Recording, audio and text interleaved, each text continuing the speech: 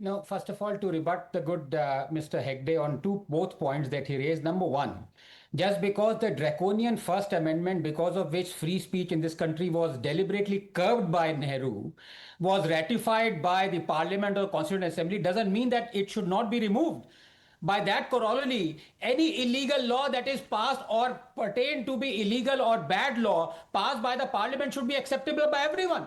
So why are people protesting against abrogation of 370 or CAA? It was passed by the parliament. That is not the good logic. Number two, the fact of the matter is, if you say that language based minority should be there, fine. Why should religious based minority be there then? Because that is what is obfuscating everything. The Kashmiri Hindus in Kashmir are not considered as a minority because they are religious Hindus. That is the problem. If you have a minority based on texts or language, have it. Why bring in religion? Sanju Verma. Thank you. Pradesh, I have nothing personal against Mr. Ranganathan. He's very erudite. But you have to give the BJP time also, because the allegations on your show are specifically against the BJP, and as the national spokesperson, it is only fair I be given time. I'm saying this to you very respectfully, with no offense to you. Let me come to the point straight.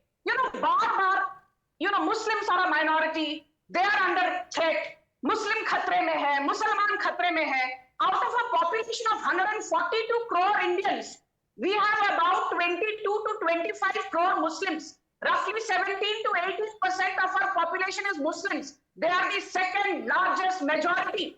We have only 2 crore Christians. We have only 1.5 crore Sikhs. We have only 85 lakh Buddhists. We have only 45 lakh Jains. And we have only 52,000 Parsis. These are minorities. Parsi community is a minority. Sikhs are in minority. Musalman to second largest majority hai. But coming to the point, I always believe actions speak louder than words. Congress ne include to kar diya socialist and secular. Who is truly secular?